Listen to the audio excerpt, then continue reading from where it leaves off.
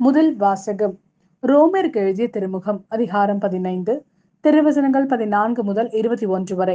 என் சகோதர சகோதரிகளே, நீங்கள் நன்னயம் நிறைந்தவர்களாயும் எல்லா அறிவும் நிரம்ப பெற்றவர்களாயும் ஒருவர் மற்றவரை அறிவுறுத்த கூடியவர்களாயும் இருக்கிறீர்கள் என நான் உறுதியாக நம்புகிறேன்.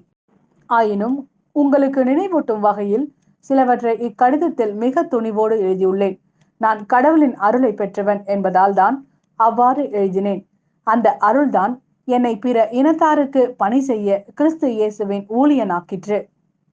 பிற இனத்தார் தூய ஆவியால் அர்ப்பணிக்கப்பட்ட கடவுளுக்கு உகந்த காணிக்கையாக்கும்படி அவர்களுக்கு கடவுளின் நற்செய்தியை அறிவிப்பதே என் குருத்துவ பணி.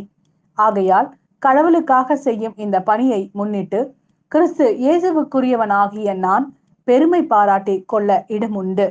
பிற இனத்தார் தமக்கு கீழ்ப்படியும் பொருட்டு கிறிஸ்து என் வழியாய் சொல்லாலும் செயலாலும் அரும் அடையாளங்கள் அரும் செயல்களின் வல்லமையாலும் கடவுளின் ஆவியின் வல்லமையாலும் செய்து முடித்தவற்றை தவிர வேற எதை பற்றியும் பேச நான் துணிய மாட்டேன்.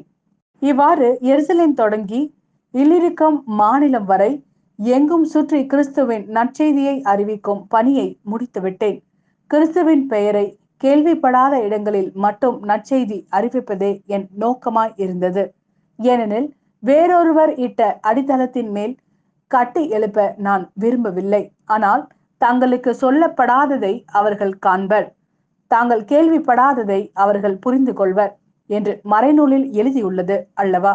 இது ஆண்டவரின் அருள்வாக்கு. இறைவா, உமக்கு நன்றி. லூக்கா எழுதிய நற்செய்தி அதிகாரம் 16 திருவசனங்கள் 1 முதல் 8 வரை.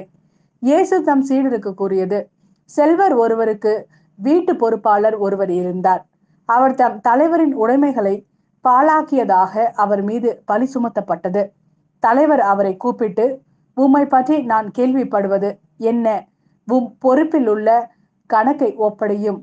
நீர் இனி வீட்டு பொறுப்பாளராய் இருக்க முடியாது என்று அவரிடம் கூறினார்.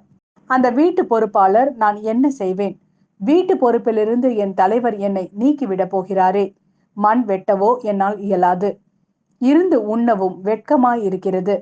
வீட்டு பொறுப்பிலிருந்து என்னை நீக்கிவிடும் போது பிறர் என்னை தங்கள் வீடுகளில் ஏற்றுக்கொள்ளும்படி நான் என்ன செய்ய வேண்டும் என எனக்கு தெரியும் என்று அவர் தமக்குள்ளே சொல்லிக் கொண்டார். பின்பு அவர் தம் தலைவரிடம் கடன்பட்டவர்களை ஒவ்வொருவராக வரவழைத்தார்.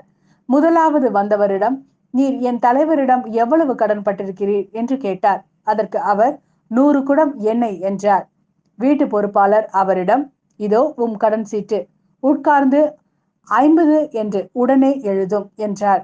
பின்பு அடுத்தவரிடம், நீர் எவ்வளவு கடன்பட்டிருக்கிறீர் என்று கேட்டார். அதற்கு அவர், 100 மூட்டை கோதுமை என்றார். அவர், இதோ உம் கடன் சீட்டு, 80 என்று எழுதும் என்றார். நேர்மையற்ற அந்த வீட்டு பொறுப்பாளர் முன்மதியோடு செயல்பட்டதால் தலைவர் அவரை பாராட்டினார். ஏனெனில் ஒளியின் மக்களை விட இவ்வுலகின் மக்கள் தங்கள் தலைமுறையினரிடத்தில் மிக்க முன்மதி உள்ளவர்களாய் நடந்து கொள்கிறார்கள்